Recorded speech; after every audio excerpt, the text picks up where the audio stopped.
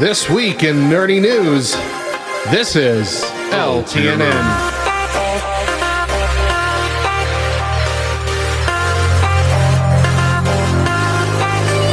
Emoji are the new language of this generation, and their usage is tracked extensively to see just how we communicate with each other. And in 2021, for the 5th year in a row, one emoji comes out on top as the most used, face with tears of joy. It is followed closely by red heart and rolling on the floor laughing. Rounding out the top 10 are the thumbs up, loudly crying face, prayer hands, face blowing a kiss, smiling face with hearts, smiling face with heart eyes, and smiling face with smiling eyes. And even though most of this year's top 10 were also in last year's top 10, below those rankings there was quite a bit of movement. Out of the 3,663 official emoji, we saw the balloon jump from 139 to 48, the birthday cake up to 25 from 113, and the pleading face rose from 97 to 14. What is surprising with this year's stats is that the use of pandemic-related emojis, such as the microbe, didn't experience much growth at all, with the microbe barely sneaking into the top 500. Smiley with face mask only rose about 30 spots, up from 186 to 156, which, given the nature of society worldwide, seems low. It appears a global pandemic that changed the way we live had little effect on how we express ourselves virtually. That was This Week in Nerdy News. I'm Radio Matt, and this is LTNN.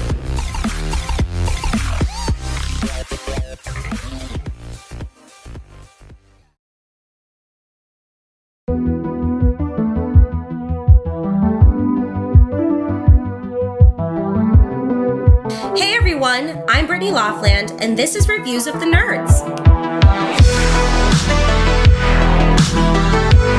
Today, I'm reviewing the anime series Fruits Basket.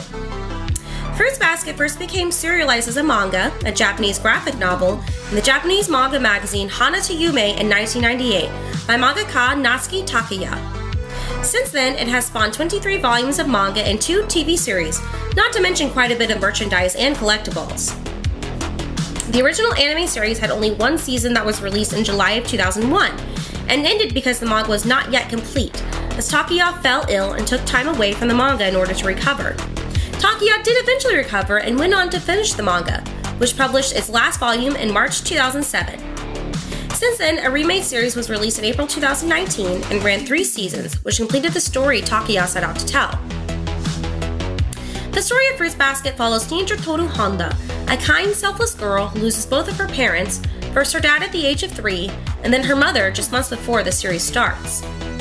We see the way she bravely and optimistically navigates being homeless, gaining a new home, making new friends, and falling in love.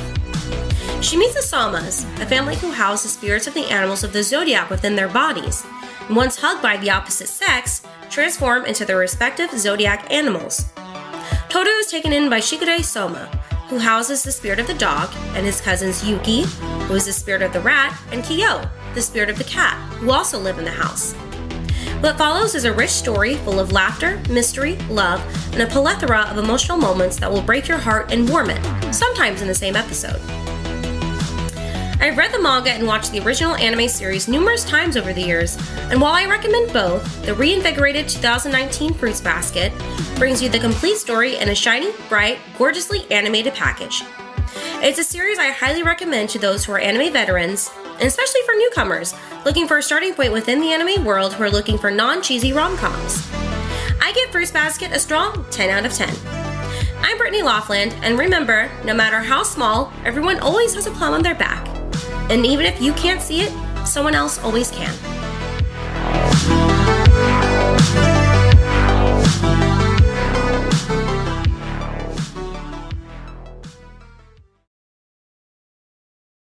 Have you ever been around another person that used a word or phrase that you were absolutely certain you should know, but you didn't? Of course you have. Well, don't worry, nerd, because we've got some great news for you. You're about to learn something brand new. This is the real world, bub, and you need to learn to hold your own in a nerdy conversation. So pull up an ear and pay attention, because LTN has another nerdy definition for you. Today's terms are otaku reactions, kawaii, baka, and kimoi. These Japanese words are often heard in Japanese media and are often common otaku words as well, even if you don't speak the language. Kawaii means cute or adorable. Baka means stupid. and Kiomi means gross. So, next time you pass a group of otaku at a convention, you'll be able to tell if they're complimenting you or insulting you, because now you understand that reference.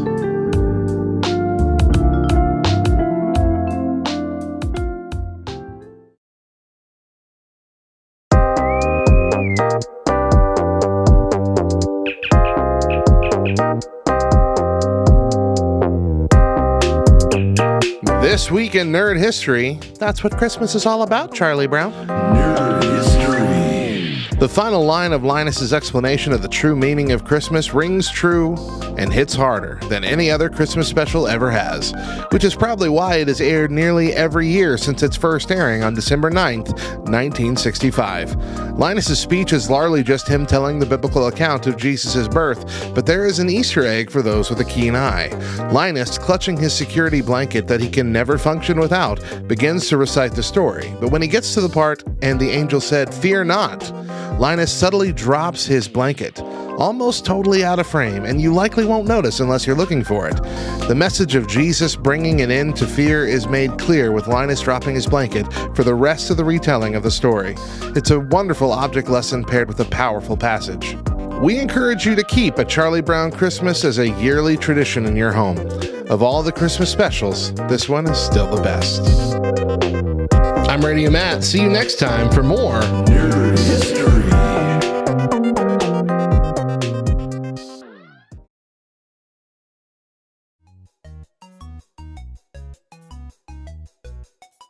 Hey everyone, I'm Hector Miray, and this is Faith and Fandom 180 on LTN Radio. So this morning, one of my best friends and I went golfing. We were going to walk the golf course and play and just have some good time in nature and talk and fellowship, do all that stuff. And somewhere around like the 8th hole, you know, we've talked about life and marriage and church and ministry and everything else. But somewhere like about halfway through, we're teeing up and he says to me in a very serious voice, "Man, Ahsoka really is the most important piece of Star Wars." And I literally just kind of held my ball for a second and like, what did you just say? Because my best friend is pretty much a muggle. Like, he's an athletic trainer and he's a man's man and he's like he has his own side carpentry business and does CrossFit and, you know, all that stuff. So he's not exactly down with the nerdness. And, you know, I'd had like serious conversations just ranting about, you know, how great Ahsoka was and how important Clone Wars is and Rebels and everything else. And somewhere over the course of the last 4 months, this dude watched all of Clone Wars, all of Rebels, and all of Bad Batch. And as we were golfing this morning, he's like, "Man, Ahsoka is just so important.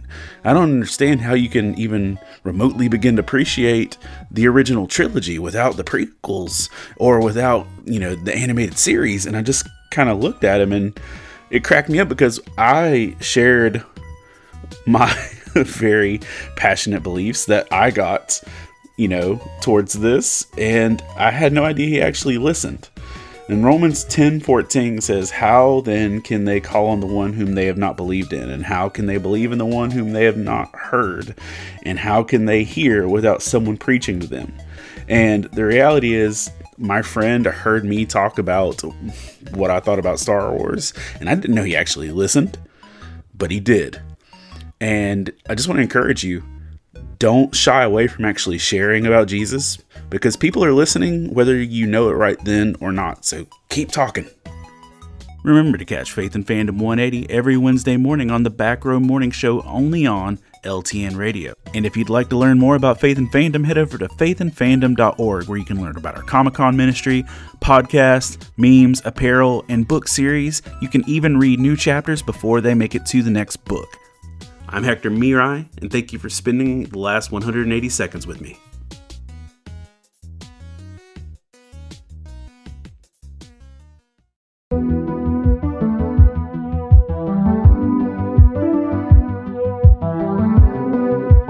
everybody, I'm Radio Matt, and this is Reviews of the Nerds.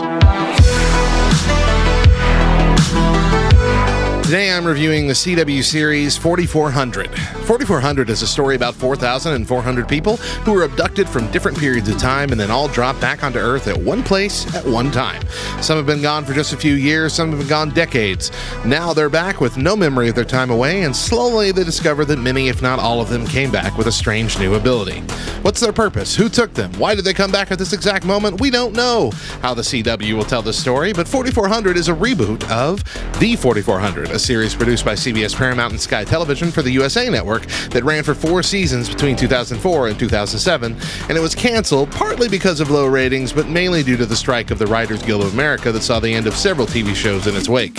I love the original 4400 series despite the big cliffhanger it left on, which made me extremely excited to see a reboot coming that might finally tell the full story. I've watched the first 5 episodes, which is my usual requirement when starting a new series before giving up on it, and I'm sad to report I'm giving up on it. This 4400 reboot is obnoxiously heavy-handed with its social and political agenda. The original 4400 got political, but only occasionally and mostly in vague object lesson kind of ways that you could take and apply to your worldview. This new 4400 comes in immediately with zero subtlety, the discussions and blind acceptance of homosexuality, transsexuality, systematic racism, gender identity, etc. Which, I mean, it's fine. A lot of shows address these things, but this show's first 5 episodes is 75% this stuff, and only 25% of it seems to deal with the fact that they were abducted and returned with superpowers. It's low on the sci-fi and high on the CW. It also breaks you out of the realism that nobody seems fazed by the gender and sexual norms of today's society, despite many of them being from several decades in the past. You think that some of them would need some time to adjust, but they don't. And nobody's against these societal changes either. Not one of the 4400, not even the religious ones, sees any issue with the social and political ideology presented. My review is largely focused on these things because so much of the story is. In the end, the show feels like it's pandering to half of America and trying to shame the other half, instead of presenting an allegorical story such as the original X-Men trilogy famously attempted. It's just adding superpowers to current tensions in America with no room for interpretation. When a show's message does the thinking for you, the show is assuming you're stupid, even if you agree. Bits of sci-fi fun stuff and good humor exist in this show, but not enough of them to make me want to trog through the rest to find them. I give 4400 3 out of 10 best time bars. This has been Reviews of the Nerds, and remember, just watch the original 4400.